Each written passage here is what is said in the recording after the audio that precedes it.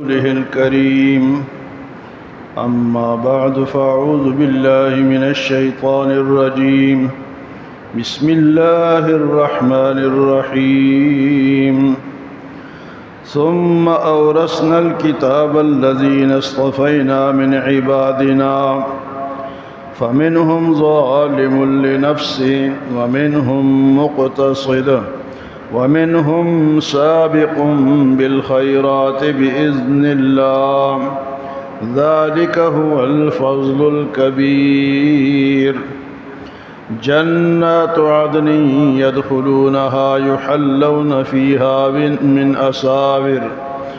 من أساور من ذهب ولؤلؤا ولباسهم فيها حرير۔ کل کے درس میں اللہ پاک نے یہ بات ہمیں بتائی تھی کہ قرآن جو ہے یہ اللہ کے طرف سے وحی ہے۔ سب سے زیادہ پکی اور سچی بات جو ہے وہ قرآن کی۔ والذی اوحینا الیک من الکتاب هو الحق مصدقا، باقی جتنی بھی دنیا کی باتیں ہیں وہ سچی تو ہو سکتی ہے لیکن حق نہیں ہو سکتی۔ حق صرف اللہ کی وحی ہے اور وہ قرآن ہے۔ تو یہ جو قرآن ہے اللہ پاک نے فرمایا کہ میں نے اپنے کچھ بندوں کو اس کا وارث بنایا ہے۔ ثم اورثنا الکتاب الذین اصطفینا من عبادنا، میں نے اپنے بندوں میں سے کچھ لوگوں کو منتخب کیا ہے اور اس کتاب کا وارث بنایا ہے۔ وہ کون ہے؟ وہ مسلمان ہے۔ اس کے وارث کون ہے جی؟ مسلمان۔ ثم اورثنا الکتاب الذین اصطفینا من عبادنا، میں نے اپنے بندوں میں سے کچھ لوگوں کو اس کا وارث بنایا ہے۔ وہ کچھ لوگ کون ہیں؟ وہ مسلمان ہیں۔ تو پھر اللہ پاک نے فرمایا کہ ان کے پھر 3 قسمیں ہو گئی جن کو میں نے قرآن کا وارث بنایا ہے۔ اب ان کی 3 قسمیں ہو گئی۔ جیسے تو اللہ پاک نے فرمایا کہ کنتم خیر امت اخرجت للناس، تم بہترین امت ہو، لیکن تمہارا کام کیا ہے؟ لوگوں کی اصلاح ہے۔ روٹی کمانا، بنگلے بنانا، گاڑیاں بنانا، دنیا بنانا نہیں ہے، لوگوں کی اصلاح کے لیے تمہیں پیدا کیا ہے۔ کنتم خیر امت اخرجت للناس، اخرجت للناس، لوگوں کے لیے تم نکالے گئے ہو، بنائے گئے ہو، ان کی اصلاح کے لیے تمہیں بھیجا گیا۔ ہم اپنی بھی اصلاح نہیں کرتے، لوگوں کی کیا کریں گے؟ تو یہاں اللہ پاک نے فرمایا کہ میں نے اپنے کچھ بندوں کو اس کتاب کا وارث بنایا۔ ہم سب کیا ہے؟ اس کے وارث۔ پھر اللہ پاک فرماتے کہ ان کی 3 قسمیں ہو گئی ہیں۔ وہ 3 قسمیں کیا ہے؟ فَمِنْهُمْ ظَالِمٌ لِنَفْسِهِ، ان میں سے کچھ لوگوں نے اپنے اوپر ظلم کیا۔ وَمِنْهُمْ مُقْتَصِدٌ، اور کچھ درمیانے رہے۔ وَمِنْهُمْ سَابِقٌ بِالْخَيْرَاتِ بِإِذْنِ اللَّهِ، اور کچھ اللہ کے حکم سے اس کو لے کے آگے چلے۔ 3 قسمیں۔ کچھ نے ظلم کیا۔ ظلم کس نے کیا؟ کہ نہ اس کو پڑھا، نہ سمجھا، نہ اس پہ محنت کی، نہ اس کو حاصل کیا، وہ ظالم ہو گئے۔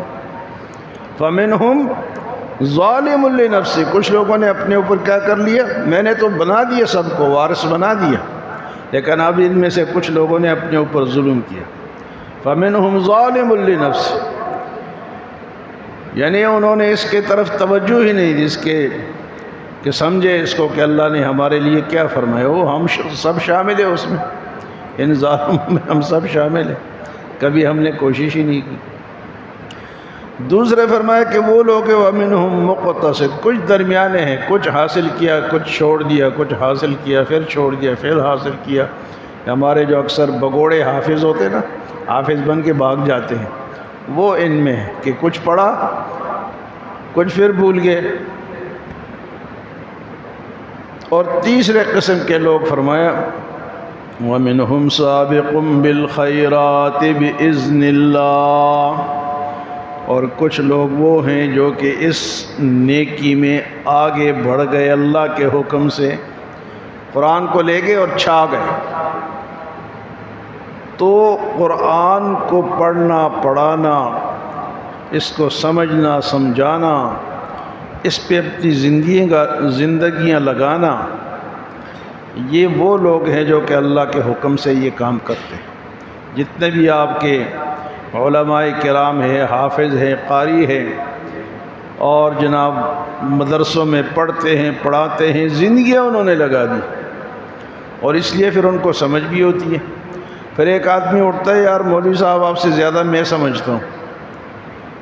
ڈاکٹر ہوتے ہیں نا ڈاکٹر، تو کہتے جی فلاں ڈاکٹر کے پاس جاؤ، بڑا سمجھدار ہے، اس کے ہاتھ میں شفا ہے۔ ڈاکٹر تو سارے ہوتے ہیں، لیکن ایک ان میں سے ماہر ہوتا ہے۔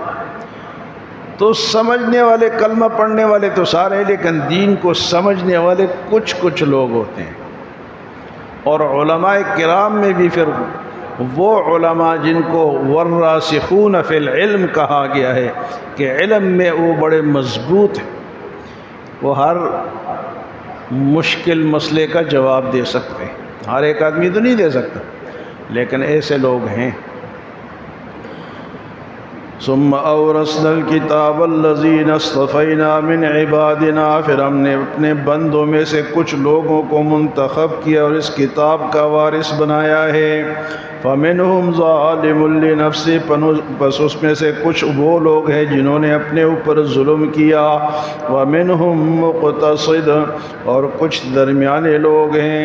ومنہم سابق بالخیرات بإذن اللہ، اور کچھ ان میں سے وہ ہے جو کہ اس نیکی میں آگے بڑھ گئے، دوڑتے چلے گئے، بِإِذْنِ اللہ، اللہ تعالیٰ کے حکم سے۔ ذَلِكَ هُوَ الْفَضْلُ الْكَبِيرُ، یہ جو آگے بڑھ گئے نا، یہ اللہ کا بڑا فضل ہے، ان پر اللہ کا بڑا فضل۔ تو علماء کے مقابلے میں اور اس فضل کو حاصل کرنے کے مقابلے میں دوسرے لوگ نہیں ہو سکتے۔ فرمایا کہ جب وہ آگے لے کے چل گئے، ان پہ اللہ کا بڑا فضل ہو گیا، تو ان کا انجام کیا ہوگا؟ فرمایا ان کا انجام ہے جنات عدن، رہنے کی جنتیں ملیں گی، ایسی جنت جس میں بندہ سکون سے رہے، جنات عدن۔ اور اس جنت میں اور کیا ہوگا؟ یدخلونہا، اس جنت میں داخل ہو جائیں گے۔ یحلون فیہا من اساور من ذہب، اور ان کو سونے کے کنگن پہنائے جائیں گے۔ جنت میں جا کے ان کو سونے کے کنگن پہنائے جائیں گے۔ حالانکہ سونا پہننا دنیا میں مرد کے لیے، مسلمان مرد کے لیے کیا ہے جی؟ وہ حرام ہے، نہیں پہن سکتے۔ لیکن وہاں چونکہ عرب میں یہ رواج تھا کہ لوگ یہ فخر کے لیے، بڑے بڑے جو بادشاہ تھے اس قسم کے، وہ سونا پہنتے تھے۔ تو اللہ نے فرمایا یہاں تو نہیں پہنو گے، لیکن وہاں ملے گا۔ حضور صلی اللہ علیہ وسلم جب ہجرت فرما رہے تھے، ہجرت مکے سے مدینے، تو انعام نکالا تھا کافروں نے کہ جس نے پکڑ لیا حضرت ابوبکر اور حضرت حضور صلی اللہ علیہ وسلم کو، تو 100 اونٹ انعام میں دیں گے۔ 100 اونٹ حضرت ابوبکر کے اور 100 اونٹ حضور صلی اللہ علیہ وسلم کے۔ تو سراقہ ابن مالک ایک بڑا پہلوان آدمی تھا، وہ بھاگا پیچھے کہ چلو اتنے 100 اونٹ مجھے مل رہے ہیں، میں جا کے پکڑتا ہوں۔ وہ جب حضور صلی اللہ علیہ وسلم ابوبکر صدیق رضی اللہ تعالیٰ عنہ کے قریب پہنچا، تو اس کا گھوڑا جو تھا، اس کے دونوں پاؤں جو تھے وہ سخت زمین کے اندر دھنس گئے۔ تو اس نے پھر التجا کی، حضور سے معافی مانگی، پھر اس کے گھوڑے کے پاؤں آزاد ہوئے۔ دوبارہ پھر جب حضور صلی اللہ علیہ وسلم آگے گئے تو اس کے ذہن میں پھر لالچ آیا کہ یار 100 اونٹ جو ہے یہ مجھ سے رہ نہ جائے۔ دوبارہ پھر بھاگا، پھر جا کے اس کے گھوڑے کے دونوں پاؤں زمین میں، تیسری دفعہ پھر دھنسے، پھر اس نے معافی مانگی، اور حضور صلی اللہ علیہ وسلم نے ارشاد فرمایا کہ سراقہ تو 100 اونٹوں کی بات کر رہا ہے، وہ کیا دن ہوگا جب تجھے کسرا کے کنگن، سونے کے کنگن پہنائے جائیں گے۔ وہ کیا دن ہوگا؟ تو وہ جب بعد میں مسلمان ہوا، حضرت عمر فاروق رضی اللہ تعالیٰ عنہ کے دور میں جب ایران فتح ہوا اور وہاں سے مال غنیمت آئے تو سونے کے 2 کنگن بھی تھے۔ جب وہ مسجد نبوی میں رکھا گیا تو آپ نے فرمایا کہ سراقہ کو بلاؤ، تو سراقہ کو بلا کے اور کسرا کے کنگن حضرت سراقہ کو پہنائے گئے، مسلمان ہو گئے تھے۔ تو اللہ پاک فرماتے ہیں کہ کیا ہوگا؟ جنت میں داخل ہوں گے، فیہا من اساور من ذہب، اور ان کو کنگن سونے کے پہنائے جائیں گے، ولؤلؤا، اور موتی کے ہار پہنائے جائیں گے، ولباسہم فیہا حریر، اور ان کا لباس کیا ہوگا؟ ریشم کا ہوگا۔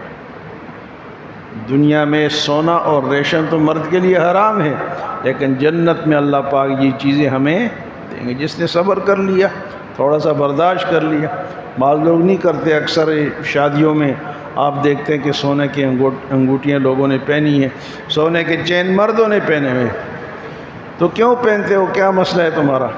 فرمایا جب یہ داخل ہو جائیں گے، سونے کے کنگن ملیں گے اور ریشمی لباس ملیں گے، تو پھر یہ لوگ کیا کہیں گے؟ وقالوا الحمد للہ، کہیں گے اللہ تعالیٰ کی تعریف ہے۔ ساری تعریف کس کی ہے؟ اللہ تعالیٰ کی ہے۔ الذی اذهب عنا الحزن، وہ ذات جس نے ہم سے غم کو دور کر دیے۔ جنت میں کوئی غم نہیں ہوگا۔ تو یہ لوگ نعرہ لگائیں گے وقالوا الحمد للہ، اور کہیں گے اللہ تعالیٰ کا شکر ہے، اللہ تعالیٰ کی تعریف ہے۔ الذی اذهب عنا الحزن، وہ اللہ تعالیٰ جس نے ہم سے غم کو دور کر دیا، جنت میں کوئی غم نہیں ہوگا۔ ان ربنا لغفور شکور، بے شک ہمارا پروردگار جو ہے وہ بخشنے والا اور قدردان ہے۔ ہمارا پروردگار بخشنے والا اور قدردان ہے۔ تو آج کی آیات میں کیا سنا جی؟ کہ اللہ نے ہمیں اس کتاب کا وارث بنایا ہے۔